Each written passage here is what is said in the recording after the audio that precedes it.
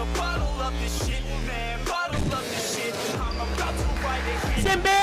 quel bijou Philippe.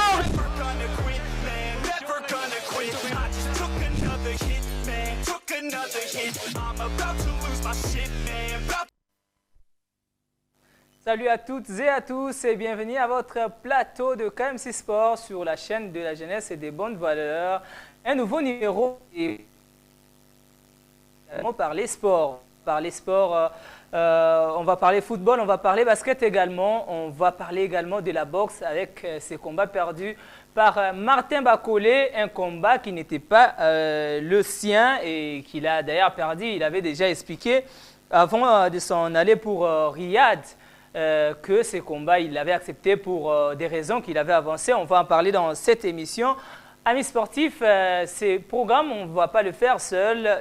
Sur ces plateaux, un intervenant, il est journaliste, sportif et analyste, Geneviève Lumbwenadio, à qui j'ai dit déjà bonsoir. Bonsoir Geneviève. Bonsoir à tous les téléspectateurs de KMC Sport. Très heureux d'être ici en tout cas.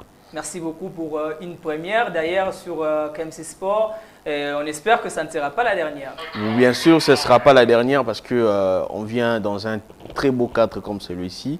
Je pense qu'on va prendre du plaisir dans le temps et ce sera notre travail de venir toujours là pour soutenir. Merci beaucoup. On va prendre tout de suite cette petite transition pour les grands sujets. On se retrouve pour découvrir le menu de cette émission.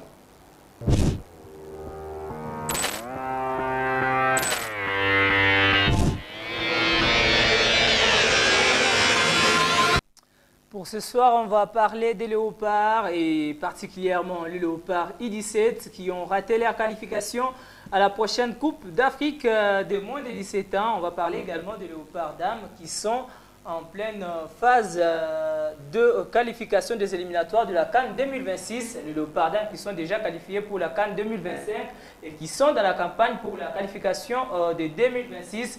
On va rester également dans le championnat national Illico Cash League 1 avec le grand rendez-vous qu'il y a eu tout au long de la semaine jusqu'à aujourd'hui. On va parler basket dans cette émission avec ces nouveaux partenariats entre la Ligue Probakin et Mayette Industrie. On va également parler dans cette émission de Lefkin Lukunga. On sera en Europe avec la Ligue de champions européenne et en Afrique avec les interclubs de la CAF. Tout de suite, place à l'actualité.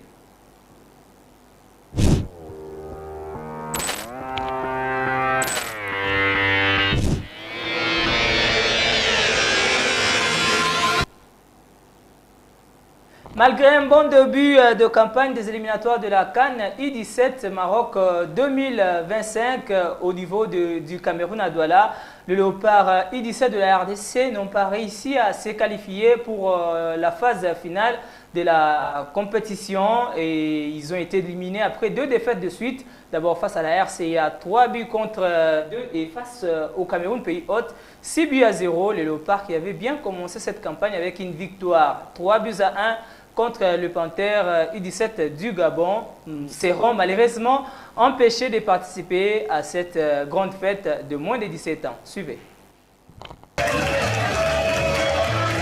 Le léopard U17 de la RDC sont passés outre de l'objectif au tournoi de l'UNIFAC à Douala au Cameroun. Parti avec comme objectif de se qualifier pour la phase finale de la CAN de la spécialité au Maroc, les poulains du coach Etienne Dianda ont vu leur espoir s'envoler malgré un début de compétition parfait. Vainqueur de leur premier match 3 buts à 1 face au Panthère U17 du Gabon avec un triplé de leur homme fort Exocet Titi Wazafa, la chute libre a commencé à la deuxième journée face aux fauves du Bazou Bangui de la République centrafricaine avec une défaite évitable de 3 buts à 2 malgré un doublé insuffisant sur penalty de Wazafa. La suite était catastrophique, une lourde défaite face au pays hôte du tournoi, le Cameroun, sur la note de 6 buts à 0, mettant en péril la seule et dernière chance de qualification. La zone UNIFAC sera représentée par le Cameroun qui a terminé en tête avec 9 points sur les 9 possibles et la RCA deuxième avec 6 points.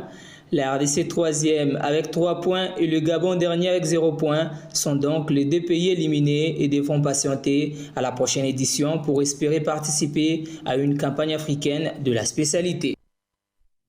La campagne de la qualification pour la CAN 2026 a débuté pour les léopards dames. Le aller du premier tour face au Botswana a été une satisfaction pour le filles de la RDC qui ont remporté cette rencontre sous la note de 2-0. C'est là après une série de matchs amicaux non remportés, 6 au total face au Sénégal, au Maroc et à l'Ouganda en double confrontation. De l'eau réussi à gagner. Et d'ailleurs, une situation qui inquiète le féru du ballon rond. Et pour cette fois-ci, un match officiel, les Léopards se sont réveillés et ont remporté les rencontres sur 2-0.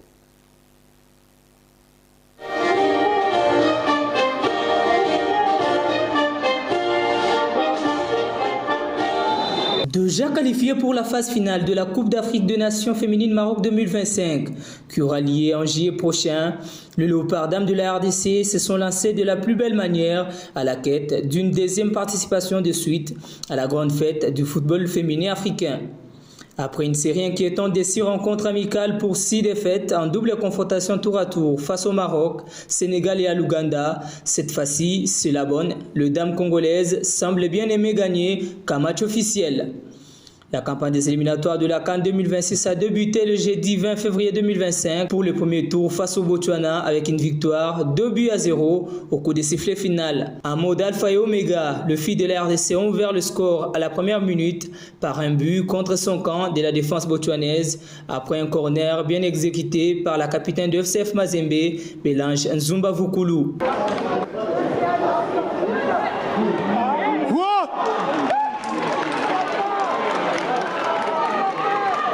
Malgré les assauts de part et d'autre, il fallait attendre la dernière minute de temps additionnel pour voir Gloria Mabumba fêter sa première réalisation à Léopard après une passe ratée d'une défenseur adverse vers sa gardienne et un mouvement de dribble parfait de l'attaquante congolaise pour les buts du break.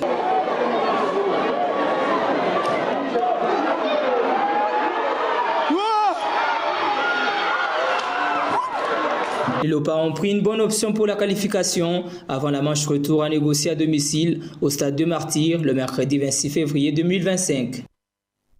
Allez, on va suivre la réaction d'après-match de l'entrée 1 de l'équipe nationale des Léopards, cette équipe qui souffre toujours par rapport au staff technique, toujours pas d'entraîneur principal, on parle de Papi Kimoto, mais toujours pas confirmé et toujours pas sur le banc. On va suivre Lam Aboumedi, entraîneur de Mazembe et aujourd'hui assistante 1 des Léopards, qui a réagi après cette rencontre. On a 5 joueuses qui n'ont pas venu avec nous. On a juste 12, ça veut dire qu'on a deux changements. Donc pour moi, on a bien géré le match du début à la fin. Je suis contente d'avoir 3 points ici à Botswana. Dans le match retour, sûrement l'équipe va être complète. Quasiment 80%. Ça c'est bien parce que comme vous le savez, quand il n'y a pas le banc de touche, le coach il reste les bras croisés, il ne peut rien faire. Même si j'ai remarqué qu'il y a des filles qui sont fatiguées, elles ne peuvent rien ajouter, mais je l'ai encouragé de continuer le match jusqu'au bout parce qu'on n'a plus de changement. Mais je suis très fière des joueuses parce qu'elles étaient des guerrières. Elles ont fait un grand match. Elles ont bien défendu le drapeau de la RDC. On va prendre rapidement la Lina Foot. Le championnat national Ulco Cash League 1 continue son cours normal. La deuxième journée de la phase retour a commencé par une belle victoire du Daring Clé Motema Bembe. Est-ce le réveil de Tumpa Maros? On va suivre dans ces résumés une victoire sans appel de 4-1 contre l'Athletic Club Kouya Sport. C'était le jeudi au stade de Martyrs. Et DSMP va peut-être en profiter avec ses centres à la tête.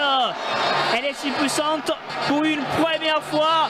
Les Daring mènent mène ici au stade des Martyrs. La belle connexion entre Ntimba Ngembo et le buteur Bingi Bello sur ce centre, très bien vu. Son partenaire en pointe de l'attaque, on l'avait dit que le Daring avait besoin d'un attaquant de pointe et aujourd'hui cet attaquant de pointe qui marque face à la Sekouya et qui permet au DSMP de mener pour la toute première fois depuis le début de la saison. On voit cette action, ce centre de Ntimba Ngembo et Bingi Bello qui en profite, qui place vraiment sa tête.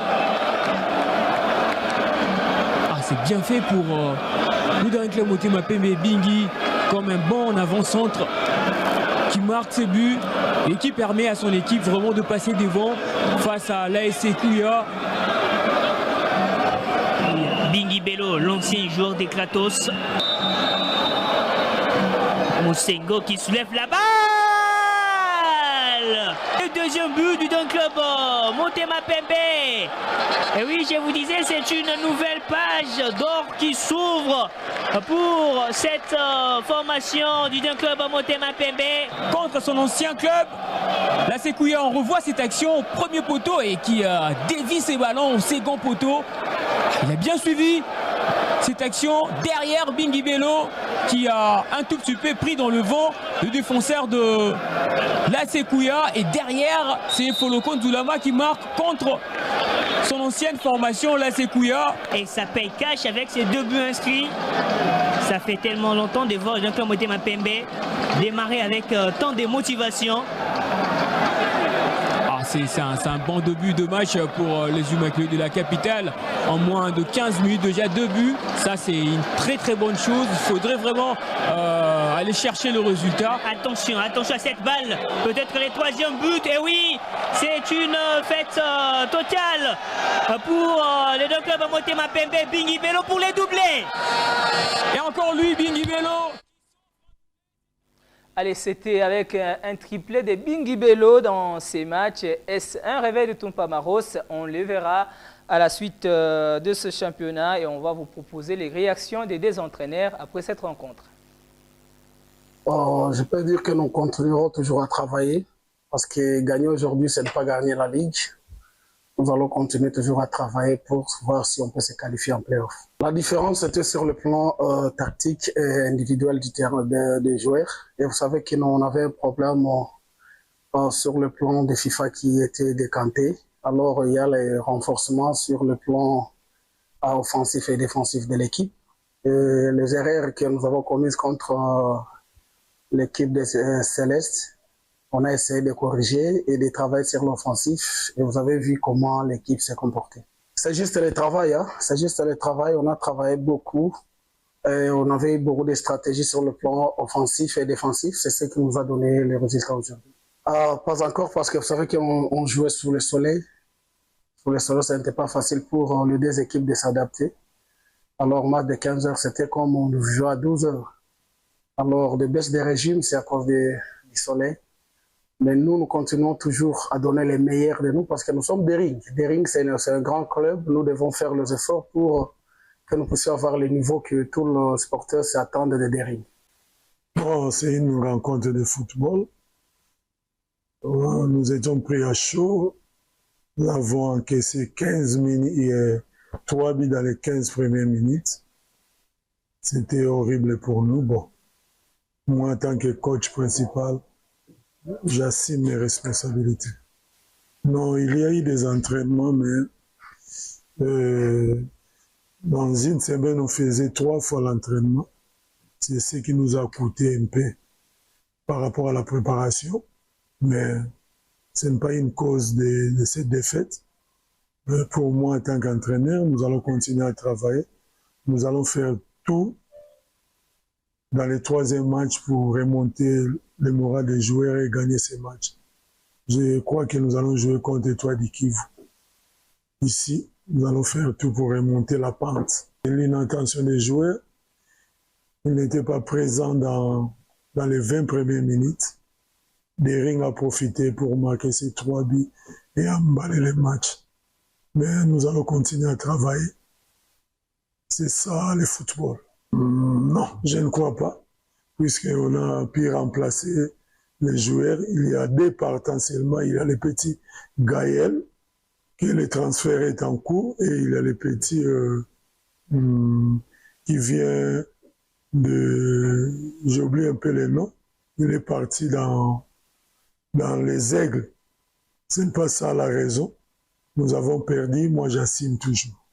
Oui, nous avons mérité ça, puisqu'on a perdu sur le terrain. Nous sommes au 8e, il faut accepter. S'il faut aller dans les top 6, ou bien dans les top 5, il faut continuer à travailler pour aller là-bas. Bon, ça va dépendre de nos dirigeants de l'équipe. Mais pour moi, je suis là, je suis optimiste. Je compte continuer dans la Séquoia. Je crois qu'avec mes croyances positives, je vais faire toujours les merveilles. Ça a été un dimanche intense aujourd'hui avec plusieurs rencontres de Illico Cash Ligue 1. D'abord Malolé qui a fait nil contre Don Bosco, un but partout. Mazembe Lupopo, les derby Louchois, 0 but partout. Tanganyika qui a eu raison des Bazano, 4 buts à 1.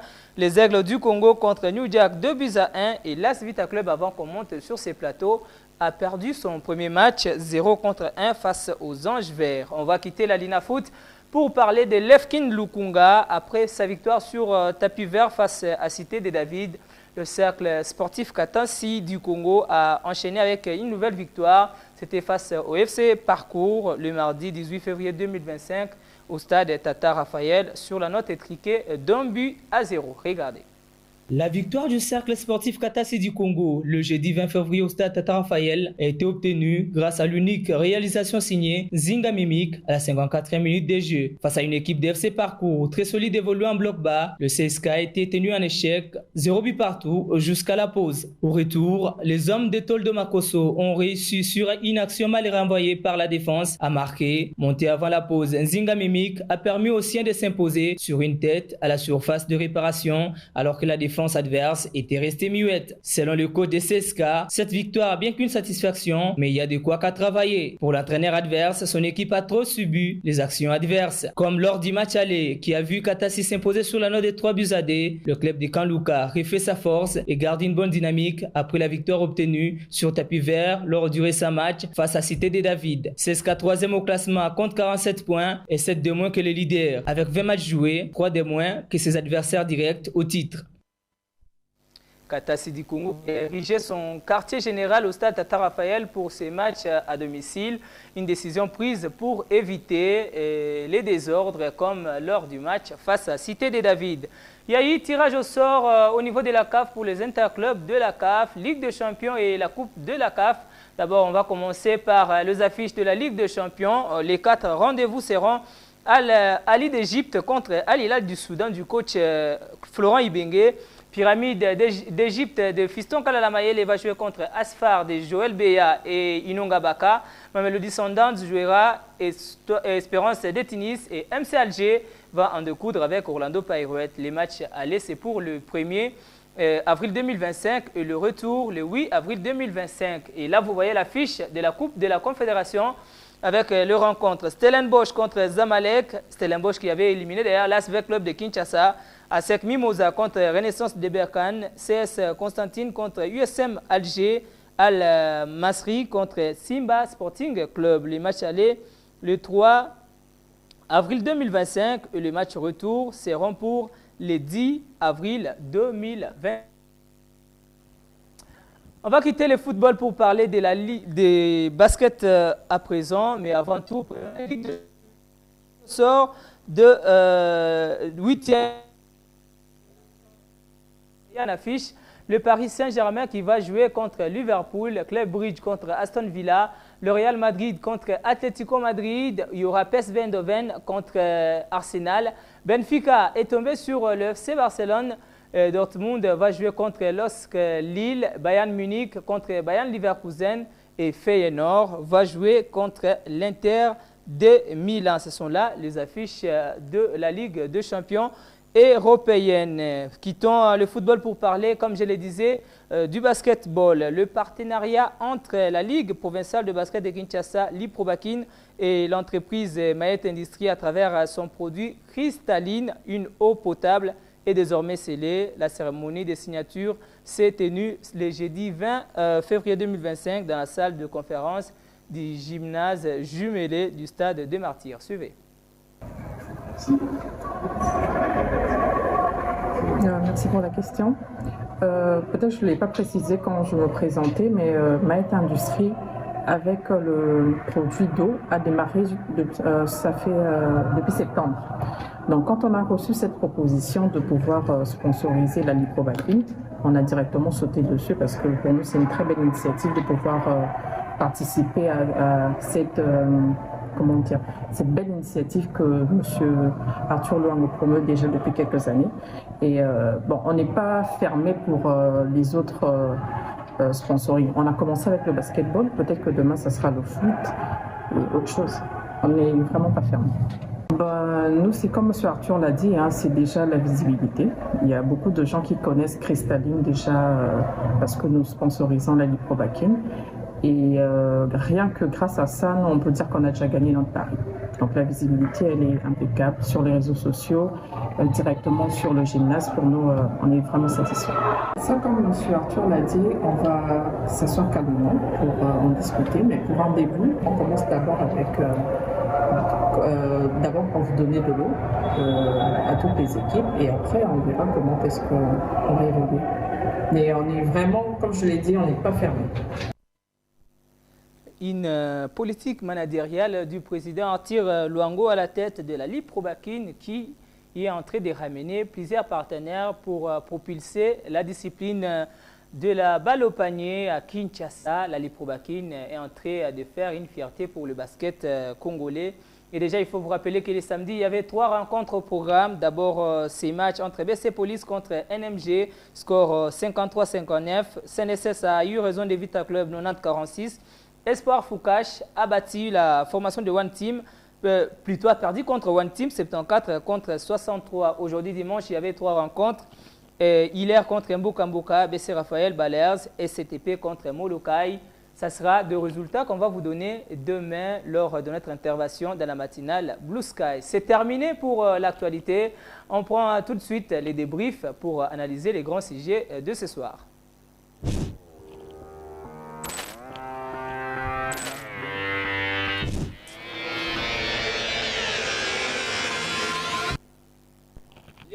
Les 17 de la République démocratique du Congo ne seront pas à la prochaine CAN au Maroc. Ils ont été éliminés à Douala au Cameroun.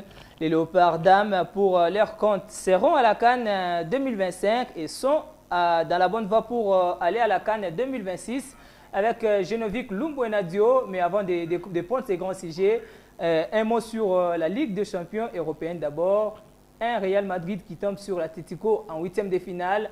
Les Bayern Munich contre Leverkusen, Paris Saint-Germain contre Liverpool ou les Barça qui tombent sur Benfica. Comment trouvez-vous le tirage au sort de ces 8e de finale? Bon, je commencerai d'abord avec l'affiche Bayern Leverkusen et Bayern Munich. Déjà qu'il y a une certaine rivalité qui s'est installée en Bundesliga entre les deux équipes, entre les deux clubs bavarois plutôt.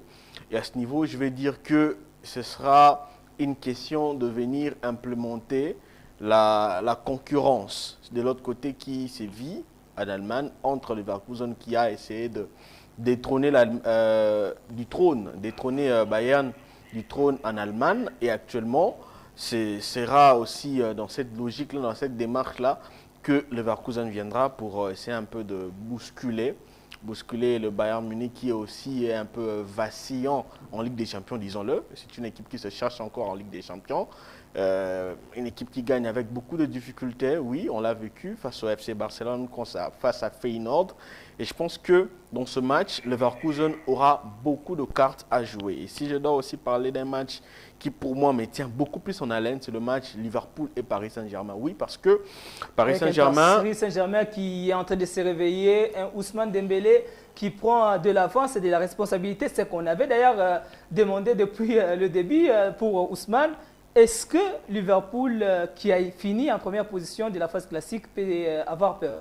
Bon, Liverpool n'aura pas peur parce que Liverpool déjà a les avances de pronostics, a un moment Salah tout feu tout flamme. Mais je pense que dans ce match, le Paris Saint-Germain peut s'appuyer sur Dembélé, Gomez, Doué et tout. Et parce que Kvaratskhelia qui arrive et surtout ça. Et donc c'est cette homogénéité qui fera en sorte que Paris Saint-Germain puisse essayer un peu de bousculer Liverpool. Moi, personnellement, je parie pour un Liverpool qui est droit sur ce bout. Ce ne sera pas aussi un Liverpool à l'image de Manchester City, parce qu'on va se les dire ici que ce qui a fait la force de Paris ces derniers temps, c'est sa victoire face à City. C'est ce qui a fait que Paris s'est réveillé de son sommeil et a enchaîné de matchs face à Brest. Bon, on va dire Brest, c'est pas aussi quand même... Un total de buts 10 en des confrontations, c'est quand même, pour la Ligue des Champions, c'est quand même ce qu'il ne fallait pas. On doit se le dire, Brest était à sa première participation, c'était une découverte pour Brest. Donc c'est une consécration logique pour moi. Je pense que Brest, dans tout ça, c'est le plus grand gagnant. Mais pour Paris Saint-Germain, c'était logique de retrouver cette étape de la compétition. Donc ce sera maintenant des confrontations alléchantes, oui, parce que ce sera un adversaire à la taille des ambitions de Paris.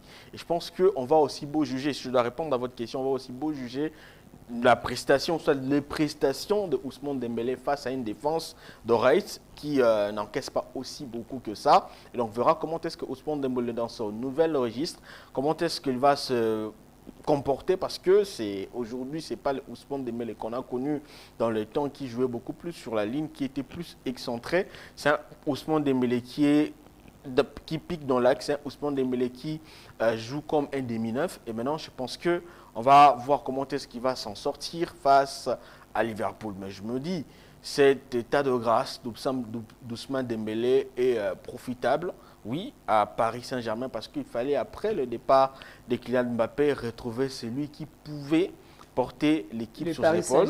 Malgré qu'il y a Barcola, il y a aussi Kvaratskhelia. Parce que vous avez évoqué Kylian Mbappé, on enchaîne sur ces joueurs-là qui est devenu aujourd'hui inévitable avec le Real Madrid, qui marque presque à chaque rencontre.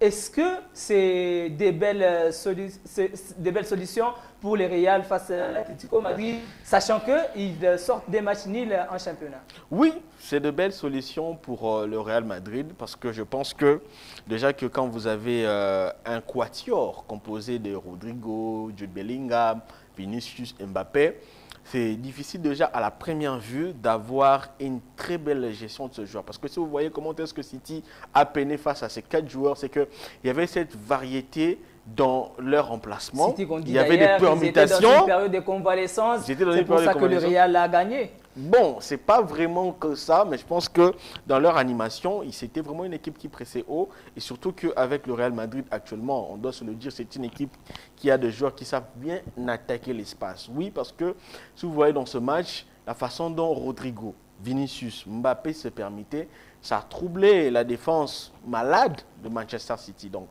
c'était quasi inévitable de voir Manchester City sortir face à un Kylian Mbappé en feu. Oui, parce que c'est le grand Kylian qui aujourd'hui a retrouvé ses sensations. C'est le grand Kylian qui s'est ajusté facilement la défense, fixer le gardien, et donc il a cette faculté-là d'éliminer, oui, dans le 1 contre 1. Donc c'est Kylian qui s'est caché un peu au début. Oui, on parlait de l'intégration, on parlait des attentes, ça se faisait que c'était un peu beaucoup plus poussif au début de la saison. Kylian s'est amplement installé dans le Real Madrid. Il n'y a plus des périodes d'adaptation. Aujourd'hui, c'est le joueur qu'il faut. C'est le joueur qu'il faut, parce qu'il a compris le rôle qu'il a maintenant dans l'animation du système de Carlo Ancelotti. Oui, parce que c'était un peu compliqué avant. Déjà qu'on avait donné une tâche. C'était une tâche pour qui devait être beaucoup plus dans l'axe. Et pour Kylian Mbappé, c'était difficile parce que d'habitude, à Paris Saint-Germain, il jouait comme électron libre. Quand il arrive au Real Madrid, il trouve un Vinicius qui est électron libre. C'est lui qui avait cette amabilité de jouer partout sur le terrain. Mais aujourd'hui, je pense que dans leur complémentarité, ça se fait que les trois commencent à permuter et ça se fait que ça trouble l'adversaire. Et maintenant, chacun a une tâche particulière dans l'animation. Et je pense aujourd'hui, Vinicius, pour moi, je pense, il sera utilisé beaucoup plus dans la provocation. Il sera là pour aller chercher les ballons, chercher l'adversaire. Et pour trouver Kylian Mbappé qui est beaucoup plus à droit maintenant, devant le but, parce que c'est les grands Kylian Mbappé. Et il y a le Barça qui rentre sur Benfica. Est-ce un piège pour le Barça où la voie est tellement libre pour les Blaugrana? C'est un piège, oui, je le dis. Parce que déjà, voyant le dernier match et surtout voyant même tout le match que le Barça a eu avec des équipes entre guillemets de seconde zone. Je n'appelle pas Benfica l'équipe de seconde zone, mais quand on vit en Ligue des Champions, Benfica ne joue pas vraiment le premier rôle. Et le match livré par le Barça face à des équipes de ce genre, Barça s'en est sorti avec beaucoup de difficultés. Voyons même le match qu'il avait gagné récemment face à Benfica. C'était un match, je dirais, qui a été gagné alors au que forceps. Benfica menait au score. Au forceps. Ils ont été rattrapés. Oui, au forceps parce que dans la gestion de l'avance, dans la gestion du score, je ne pense pas que Benfica s'était bien pris. Oui, parce que quand déjà vous menez un Barça 4-2, vous ne jouez pas avec beaucoup d'espace derrière, vous n'attaquez pas, vous ne laissez pas que le Barça vous prend en contre. Et c'était ce qui a fait que Benfica puisse perdre ce match. Mais je pense que dans ces deux matchs, le huitième de finale, Benfica viendra avec ces mêmes états d'esprit. Oui, il va se dire que voilà, on a compliqué le Barça chez nous. On viendra aussi pour essayer de corriger les erreurs de passé. Oui, il y a un certain Pavidis en face, oui, qui est tout feu tout flamme. Il avait planté un triplé face au Barcelone. Il est aujourd'hui, je pense, quatrième meilleur buteur en Ligue des Champions. Il est en confiance. Et avec une défense de Barça qui commence à beaucoup peiné avec une absence de Inigo Martinez. Ça carbure pas trop. La défense en ligne, oui. Hier, j'ai vu contre Las Palmas, il y avait Eric Garcia qui est venu, qui, deux fois, a commis plusieurs erreurs d'emplacement. Ça se fait que l'arbitrage aussi en Liga, on en parle, ça a un niveau facilité le Barça pour s'en sortir. Mais je pense qu'avec le pressing que t'offre Benfica, c'est une équipe qui joue vraiment beaucoup plus haut et c'est une équipe qui ne facilite pas des sorties des balles faciles, propres. Et je crois que dans ce match-là, le Barça pourrait, à mon sens, souffrir beaucoup. Mais il y a des individualités, des fortes individualités en face. Il y a Rafinha, il y a Lamine, il y a Lewandowski, il y a Olmo. Je crois que ce sera sur ce petit détail-là que le Barça va s'en sortir. De la ligne offensive génovique. Le match aller, c'est pour le 4 et 5 mars 2025. Le match retour pour le 11 et 12 mars. On verra bien qui de ces équipes-là va s'en sortir. Alors, on va entrer dans les vifs du sujet. Commençons par les Léopardins pour finir avec les I-17. Après 6 matchs en amical sans gagner, les Léopards qui rentrent sur une victoire en officiel. Peut-on dire que allez, les filles aiment bien les matchs officiels que les matchs amicaux? On peut dire ça. On peut dire ça vu la configuration et surtout vu le contexte.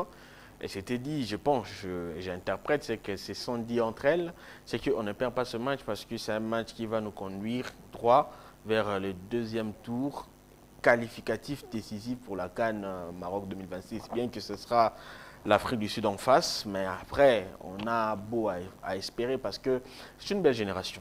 Moi, je veux le dire ici, je ne vais jamais cesser de le dire. J'ai toujours milité pour que cette équipe trouve la stabilité dans son encadrement technique. Si sélection trouvait la stabilité dans l'encadrement technique, ça se fera qu'elle va produire des beaux résultats. Déjà qu'en 2024, si on doit soulever les points ayant contribué dans ces désillusions, dans cette défaite, c'est qu'il y avait une instabilité criante dans le banc de touche. Déjà que le premier stage au Maroc, c'était dirigé par Lamine Boumedi et José Mundele. On vit à Dakar, c'est José Mundele José plutôt qui dirige le stage.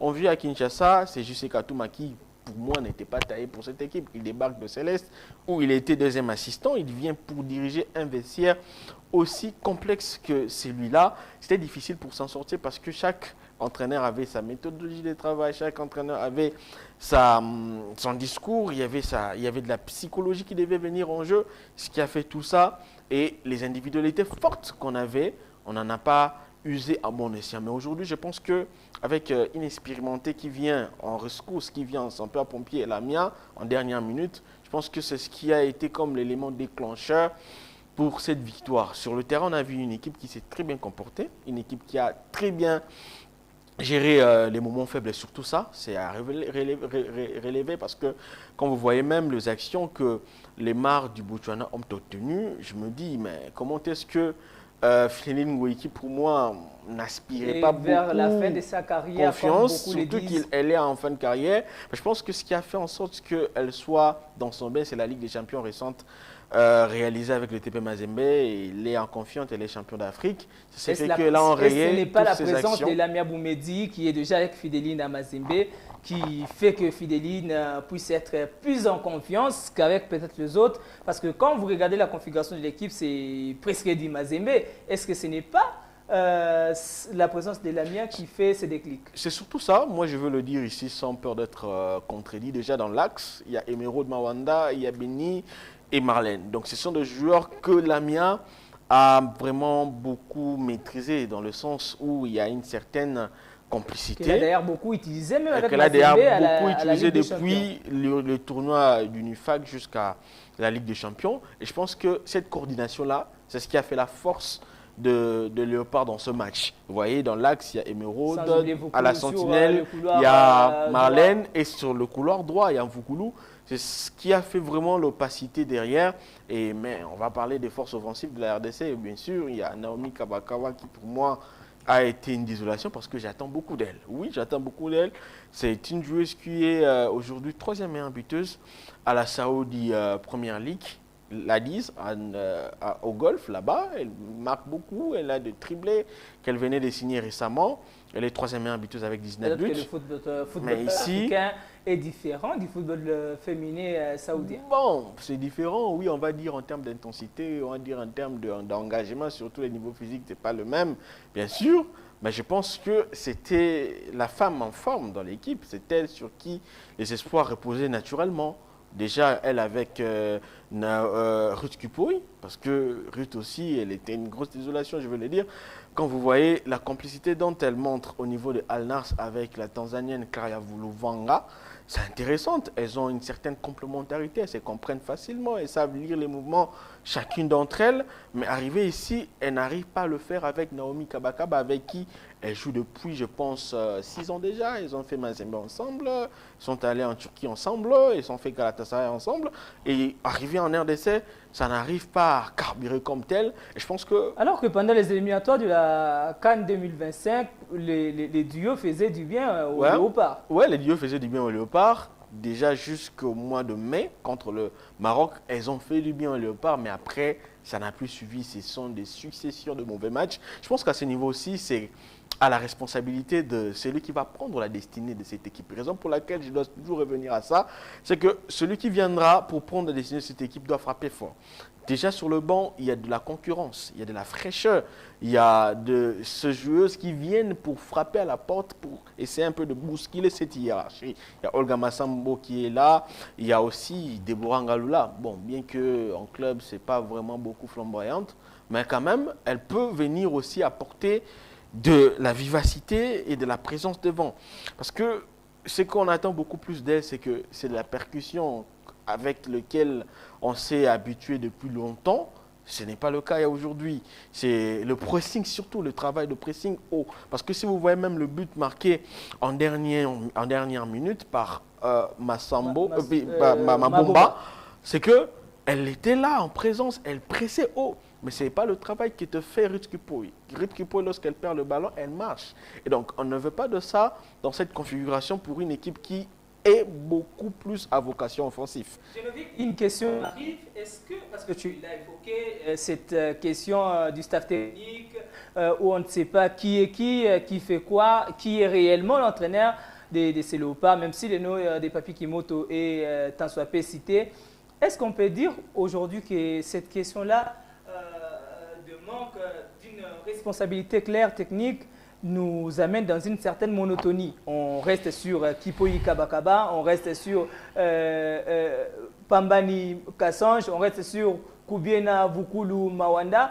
Est-ce que c'est par manque d'un entraîneur qui peut implanter son système qu'on est aujourd'hui peut-être dans une certaine monotonie, si je peux l'appeler comme ça. Bien sûr, la monotonie s'installe là où il y a la routine, là où il n'y a pas de la rigueur. Après 6 matchs sans gagner, on n'a pas gagné de la fraîcheur. De la fraîcheur, bien sûr, c'est ça en fait. Parce qu'il y a lieu d'ajouter de la fraîcheur, il y a lieu d'essayer de préparer cette transition. Aujourd'hui, il y a des sélections U17 qui s'inscrivent, il y a des sélections U20 qui arrivent.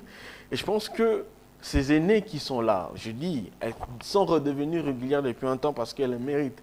Ben, je pense aussi qu'à force de mériter quelque chose, on tombe dans l'habitude. C'est ça maintenant le danger qu'on veut refuter. Parce qu'à ce niveau-ci, on ne doit pas se le voiler. On doit se dire qu'on a besoin d'un sélectionneur qui viendra pour apporter son projet de jeu. Les talents, on en a. Les valeurs intrinsèques, il y en a. Maintenant, il faudrait qu'on ait une vision claire de ce que représente le projet tactique de l'équipe. On sait que dans telle configuration, on a un certain Fallon Pambani qui peut être suppléé par Katim Oubikaï. Si on manque de la fraîcheur au niveau de l'axe central, on peut faire recours à Priscille Tabala. Si on a besoin des Bikira, bien sûr, si on a besoin d'avoir une sentinelle, celle qui peut tenir à l'absence de Béni, il y a Sarah qui peut venir rivaliser parce qu'on peut dire que Sarah, du côté d'Atalia Sport, elle n'est plus aussi offensive comme elle l'était avec Bikira, avec Amani. Et aujourd'hui, on doit essayer un peu d'aller dans ce sens pour faciliter la transition parce qu'on ne va pas se voiler, on ne va pas se le cacher ici. Des filles telles que Grace Famba, je n'ai rien contre elle, mais elle n'a vraiment vu plus les niveaux requis pour jouer dans cette sélection. Elle était là en animation avec Fallon. Fallon a fait du taf plus qu'elle. Elle était quasi absente, elle marche souvent sur le terrain. Surtout avec beaucoup de critiques sur Daniela Ngoyi qui n'est plus là. Ça fait un élément de moins à la ligne défensive de la RDC. Ouais, ça fait un élément de moins à la ligne défensive de la RDC, mais je pense aussi que la présence de Daniela Ngoyi commençait déjà à clocher quelque part. Si vous regardez les 2 matchs face à l'Ouganda, elle était très catastrophique. Oui, elle était très catastrophique. Elle est devenue très mou, très lourde.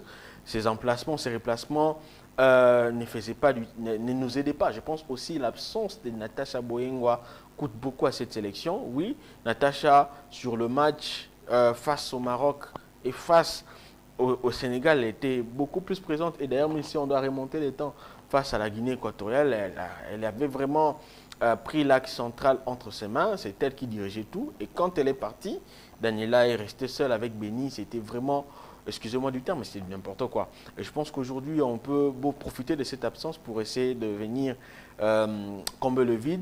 Bon, on va parler d'Emeraude, mais Emeraude n'est pas vraiment dans son assiette en jouant dans l'axe. Mais de l'autre côté aussi... Deveni Tchouameni de l'équipe féminine bien sûr, parce de la RDC, elle joue presque partout.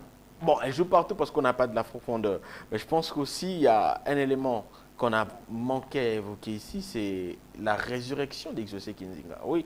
Je pense que c'est le moment d'en parler encore parce qu'elle a passé, je pense, 4 ans de vache maigre et aujourd'hui, elle est en train de réussir sa résurrection déjà au niveau de la France avec son équipe de Roubaix-Velzic, si je cite bien le nom. C'est intéressant le niveau de jeu qu'elle propose. Elle a retrouvé ses qualités techniques, ses facultés de percussion, ses facultés de dédoublement. Elle est vraiment intéressante balle au pied, surtout à 1 contre 1 et s'est éliminée. Si vous voyez même l'action que Naomi Kabakaba a raté en 2e période, c'était parti d'elle. Elle a traversé le terrain, elle a cassé au moins 4 lignes pour voir Naomi. Et je pense que déjà qu'elle joue, elle est polyvalente parce qu'à Roubaix, elle ne joue pas comme étant latérale gauche, elle joue comme excentré droit. Et à ce niveau-ci, si on doit même parler de variété au niveau de l'attaque, je pense qu'un Exaucé Kinzinga nous serait aussi intéressante sur les côtés.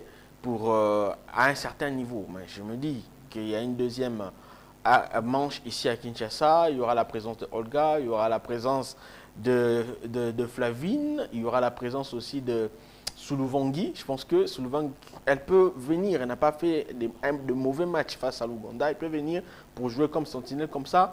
On va faciliter à Marlène de jouer beaucoup plus haut. On va rester sur la parole. Le match retour, c'est déjà pour mercredi 26 au stade de Martyrs. Sur quelle base on devrait aller pour conserver cette qualification qu'on a déjà amorcée avec la victoire de 2-0? Bon, je pense que sur le base purement défensif, parce que je ne veux pas qu'on ait une équipe beaucoup plus offensive ici, parce qu'à l'aller, n'eût été la présence de Fideline Ngoy, on prendrait 4 buts. Je pense qu'on était beaucoup plus exposé derrière parce que l'équipe était beaucoup plus haut. Déjà, vous avez des joueuses qui jouent en pointe haute, Fallon et Fomba. Déjà, dans les phases offensives, l'équipe s'est retrouvée à 6 devant. Et je pense que si on doit revenir ici pour essayer d'établir l'équilibre, on doit sacrifier, en mon sens, sacrifier Famba pour faire monter Souluvangui et placer Marlène beaucoup plus libérée dans son jeu. Comme ça, elle pourra toutefois revenir derrière pour essayer de combler le vide, ensemble avec Souluvangui. Et dans l'axe, c'est normal, Emeraude, il n'y a pas de remplaçant. Emeraude sera avec Béni. Béni sait bien conduire la défense.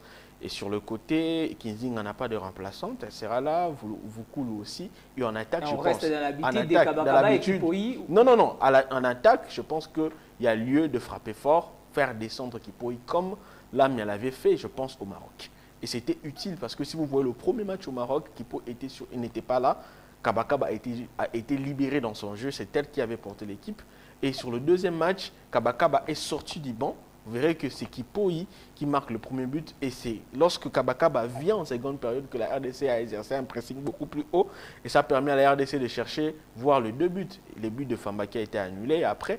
Donc on ne peut pas, à mon sens, à ce niveau aussi faire jouer Kabakaba et Kipoyi au même moment, c'est mettre les déséquilibres. Parce que pourquoi est-ce que je milite pour Olga? Olga a cette facilité de se replier derrière. Elle a cette facilité de prendre même le couloir. Elle est vivace, elle est rapide aussi physiquement, elle est présente. Et je pense qu'une Olga Massambo décalée sur la droite sera importante pour cette équipe et Kipo il viendra en seconde période pour la fraîcheur. Et dans l'axe, c'est normal. Moi, je préférerais avoir Mabomba. Mabomba, oui, elle est vraiment en forme surtout. Et elle multiplie les efforts. De fêter son premier but avec les Léopards. Mais attention, il y a Mawete qui arrive, qui a fait deux prestations face à l'Ouganda, à ne pas oublier, avec un but à chaque match.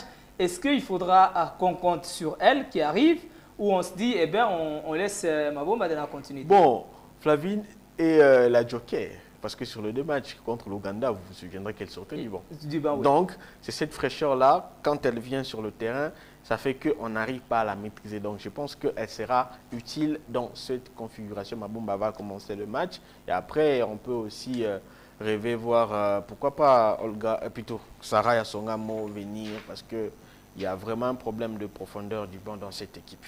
Et voilà, on va se retrouver déjà mardi pour l'entraînement d'avant-match et la rencontre c'est pour mercredi 26 février 2025 au stade de Martyrs entre le Léopard de la RDC et l'équipe nationale féminine d'Ibotswana. Match aller 2-0 avec le but marqué à la première minute sur un contre son camp et le deuxième but venu en temps additionnel par Gloria Mabomba. On va quitter les Léopards pour parler cette fois des Léopards U17 qui n'ont pas réussi à se qualifier pour la CAN Maroc 2025 malgré la victoire en ouverture face au Gabon. 3-1, les Léopards ont perdu coup sur coup face à la RCA. 3-2 et 6-0 contre le Cameroun. Malheureusement. Comment analysez-vous le parcours de nos U17 qui sont d'ailleurs à l'apprentissage? Pour moi, ça a été une consécration logique. Oui, je veux le dire ici pour choquer les gens. C'est qu'on ne pouvait pas espérer mieux avec ces enfants. On ne pouvait pas espérer mieux, surtout qu'une équipe comme la leur, qui se prépare à une semaine d'une compétition de jeunes censés déjà réunir des équipes qui prennent du temps dans la préparation. Je veux parler du Gabon, qui ont eu, je pense, 3 semaines de préparation. Je veux parler de la RCA qui a aussi eu, je pense, un bon moment de préparation. Et surtout parler du Cameroun qui a eu 3 mois de préparation. Et donc, on ne pouvait pas venir espérer mieux pour une équipe qui à peine se reconstruisait. Parce que vous devez vous souvenir que la sélection U17 n'existe plus depuis, je pense, 2018.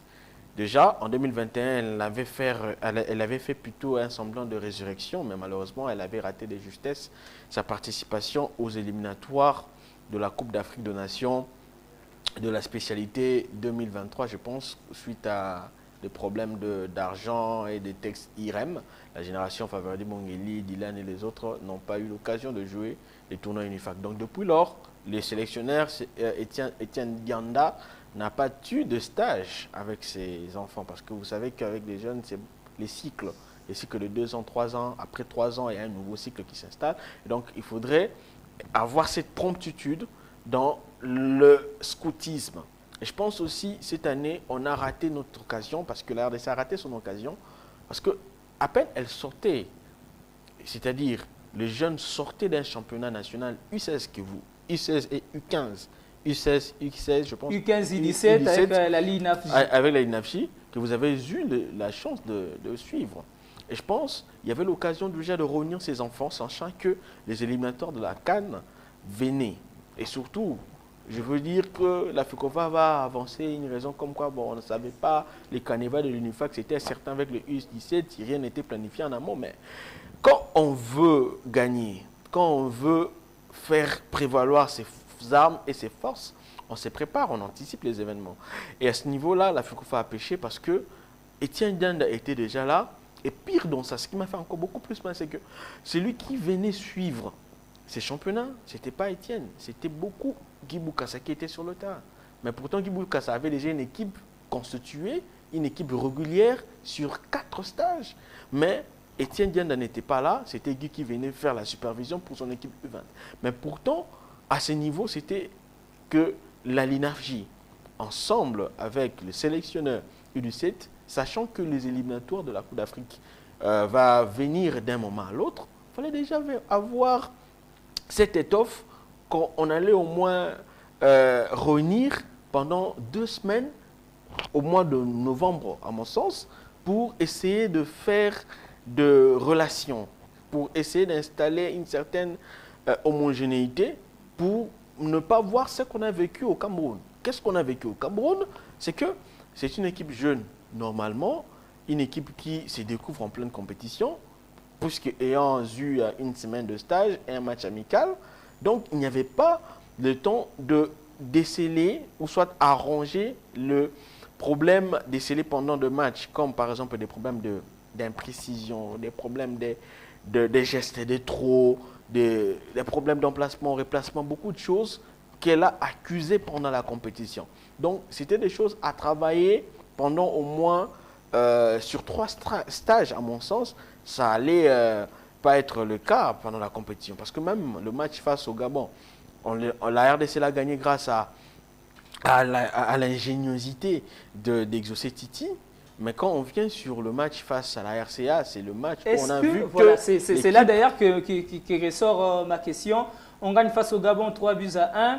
On a une chance de se qualifier directement si on gagne contre la RCA. Est-ce que ce n'est pas là où la RDC perd tout? Peut-être qu'il n'y avait pas un discours comme celui de Guy Boukassa au Congo-Brazza qui pouvait remotiver les troupes. Est-ce qu'on a eu un problème de discours? Parce qu'on a vu également les jeunes très embrouillés sur le terrain face à la RCA. Bien sûr, je vous rejoins complètement. Parce que, bon, je n'ai pas de problème avec Etienne Dianda, mais je pense qu'à ce niveau-là, vous ne vous préparez pas comme il se doit. Mais vous venez dans la compétition, vous gagnez le Gabon parce que le Gabon, c'était une équipe qui avait apporté des joueurs. Contre une équipe moralement déjà affaiblie qui a perdu 9-0 contre le Cameroun. C'est nous qui avons donné le béquille à la RCA. Parce que quand on voit même le premier but, c'est une erreur de communication entre un défenseur, un axial et le gardien Sumbu. Oui, il a fait une mauvaise sortie. Pourtant, le défenseur, l'axial, avait déjà anticipé l'action. Mais ce sont des choses qui s'est préparées. Et c'était à l'entraîneur de tirer les oreilles. Et il répète la même erreur en seconde période pour le but du penalty. Maintenant, imaginez-vous la même erreur se faire répéter en 2 reprises. Surtout sur un même match. Surtout qui arrive sur une distraction où on voit tout le jeune dans les camps adverses cherchant peut-être dans l'euphorie ses buts pour se qualifier directement. Pour se qualifier directement. Et donc, c'est ça aussi. Parce que même si vous voyez les quelques actions que l'RDC a tues dans ce match, c'est une équipe ce sont des enfants qui jouent individualistes. Vous verrez un Exaucé Titi qui a sur son flanc droit, je pense, le Dossa 11, qui avait déjà pris l'information, mais il préfère enrhumer celle pour marquer. Oui, on comprend, il veut faire l'artiste, Mais à ce niveau-là, si on voit la force de la RCA et la force du Cameroun, c'est un jeu collectif. Ils pressent ensemble, ils jouent ensemble. Lorsque je récupère le ballon à une touche, 3-4 ballons, on arrive dans le grand carré pour marquer. Et donc, c'est ce qui n'est pas été le cas de la sélection. C'est des choses qui ne se travaillent pas en 2, 3, 4 séances d'entraînement, je le rappelle. Une question sans sortir du contexte. Est-ce qu'on peut dire que l'UNIFAC rend la tâche difficile à ses membres? Oui. À ce niveau-ci, oui, parce que les responsabilités sont partagées. L'UNIFAC aussi a un sérieux problème de planification. C'est une confédération sous-régionale. C'est la zone qui joue toujours en retard. C'est la zone qui n'a presque pas de compétition. C'est la zone qui, on ne sait pas quand telle ou telle autre compétition va se jouer. D'ailleurs, on attend les I-15, qu'on ne sait pas ça va se jouer quand. Et aujourd'hui, l'impréparation de certaines équipes et le manque d'ailleurs de certains joueurs se dit peut-être au fait que l'UNIFAC n'a pas planifié au bon moment, ou ce sont les fédérations qui ne prévoient pas en avance. Oui, à ce niveau-ci, on peut beaucoup incriminer l'UNIFAC, mais il y a l'exemple camerounais, s'il vous plaît. Je vous dis. Qui ont joué à domicile. Le Cameroun a joué à domicile, oui, mais le Cameroun a eu 3 mois de préparation depuis le mois de novembre. Ils ont réuni leurs enfants dans le centre de Mbakomo. Ils ont eu des séances tactiques, des renforcements physiques. Et aujourd'hui, on a accusé les Camerounais d'amener les vieux, mais excusez-moi, je vais vous choquer. C'est une équipe qui s'est bien préparée physiquement. Ils ont fait de matchs amicaux contre des équipes de la première division et ces sparring les ont renforcés et face à des équipes moins préparées physiquement, la messe était détaillée vite. Quand ils pressent dans la récupération, dans l'engagement, dans l'agressivité, il n'y avait pas photo. Et donc, on ne peut pas dire que l'impréparation, le manque de planification de l'UNIFAC va dans le sens de dédouaner les responsabilités de fédération. Parce qu'à ce niveau-ci, si le Congo-Brazzaville était là, je pense que le Congo-Brazzaville allait être la seule équipe qui allait tenir tête au Cameroun. Parce que le Congo-Brazzaville aussi s'y préparait. Le Congo-Brazzaville a eu au moins 2 stages, je pense. Et c'est ce qui a toujours été le cas avec eux. Malheureusement empêché par cette sanction de la fédération. Et c'est ce qui a fait que le Congo-Brazzaville n'est pas venu. Et donc ça a laissé le boulevard à des équipes, je dirais, qui jouaient de la figuration à ce niveau-là. La RDC, la RCA et le Gabon. Et donc, on doit se dire que les fédérations n'allaient pas être alignées dans le sens où on attend l'UNIFAC nous fixer. Parce que si on doit aller dans ce sens-là, on va contredire Guy Bokassa. Parce que Guy Bokassa, ayant été nommé en 2023 au mois de mai, je me souviens toujours de ces mots, ils avaient dit clairement, je débarque sur cette sélection pour la rendre régulière sur chaque stage et mon objectif n'est pas Fatih Cup, mon objectif n'est pas le jeu de la francophonie, son objectif était la CAN. Et il a profité de compétitions telles que le Fatih Cup, francophonie, et le stage organisé à Rotterdam et à Tunis pour préparer son équipe pour venir gagner. Et on a vu une équipe U20 la mieux préparée de la sous-région. C'était la nôtre. Parce que, et d'ailleurs, qui a joué en difficulté avec moins de joueurs que prévu. Moins de joueurs que prévu, mais tellement qu'il y avait un discours, il y avait une méthodologie de travail, les résultats étaient là. Donc, on ne doit pas toujours croire à l'hasard, on ne doit pas toujours croire à la spontanéité, on n'a pas toujours croire à, voilà, on va dire que voilà, on vient, on débarque, on est la RDC, on va gagner. Non, il faut se préparer. Mais, si je dois rejoindre le sens de votre question, l'UNIFAC est aussi à grande partie responsable. Parce que l'UNIFAC n'aide pas ces fédérations. Si ces fédérations, comme la nôtre, comme la FECOFA, j'ai la norme, trouvent des excuses, c'est parce que l'UNIFAC à son niveau, avec les problèmes que connaît Guy Blaise Maelas, ils ne savent pas s'organiser, ils ne savent pas planifier. Et aujourd'hui, pourtant, ces compétitions de jeunes qui normalement devaient se jouer l'année passée, il y a eu report après report, n'eût été l'intervention en dernière minute du Cameroun, je ne pense pas qu'il y aurait ces tournois. Tournoi qui était d'ailleurs annoncé en RDC, qui finalement s'est joué plutôt au Cameroun. Ouais. Geneviève Lumbwe-Nadio, nous sommes presque à la fin de ces programmes KMC Sport. Merci de ta présence. Merci à vous. Une dernière question pour finir. Est-ce que nos équipes nationales, surtout parlant des équipes féminines et des équipes d'âge, ont un problème de la personne qu'il faut à la place qu'il faut pour les staffs techniques? Bien sûr, c'est ça aussi le problème, hein. J'ai le meilleur modèle pour les sélections d'âge et les sélections féminines. On doit s'inspirer du modèle Bokassa. C'est un Congolais, s'il vous plaît. C'est un Congolais. Il vient, il n'est pas engagé, il n'a pas un contrat avec le gouvernement congolais. Mais connaissant l'importance de la préparation, connaissant l'importance du travail et surtout de sa carrière, je ne suis pas là pour encourager le travail moins payé, mais je suis là pour essayer, et les bénévolats. Parce qu'il faut se le dire, sans mâcher le mot, Papi Kimoto est entraîné de maintenir Magnon, Ouais, ne pas accepter la sélection nationale sans qu'il ait de contrat. Sans qu'il ait de contrat, oui, mais je vois dans l'autre sens un Bokassa qui veut donner un exemple de l'entraîneur congolais. Comment l'entraîneur congolais doit s'organiser. C'est surtout ça. Il y a lieu de dire aux nos entraîneurs nationaux qui ont de la chance d'entraîner des équipes nationales de la catégorie, c'est que on peut se faire une réputation pour attirer la considération de la tutelle. Parce que les contextes est tel qu'il est, s'il vous plaît. On doit se le dire. C'est que le gouvernement congolais, qui est la tutelle, c'est lui qui engage les contrats, ne considère que la sélection nationale à messieurs. C'est cette sélection qui a le bénéfice de toutes les considérations. Merci Genovic, ce qui n'est pas d'ailleurs encourageant parce que toutes les sélections méritent le respect et la valeur. Nous te remercions pour avoir accepté notre invitation. Nous sommes à la fin de KM6 Sport de ce jour. Surtout, on espère que ça ne sera pas la dernière. Ça ne sera pas la dernière, oui, j'étais dans mon assiette aujourd'hui. Un très beau cadre, surtout un sacré projet porté par le DG Yann Mambo, c'est ça? Yann Mambo. Ouais, c'est un jeune qui ne cesse de nous impressionner avec ses initiatives.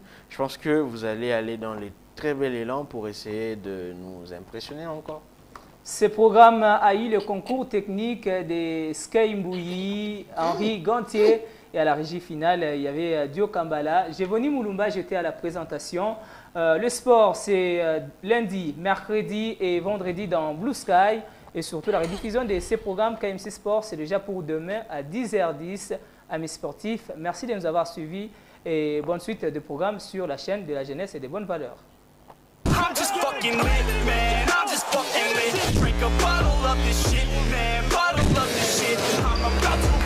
Sembe, quel bijou Philippon!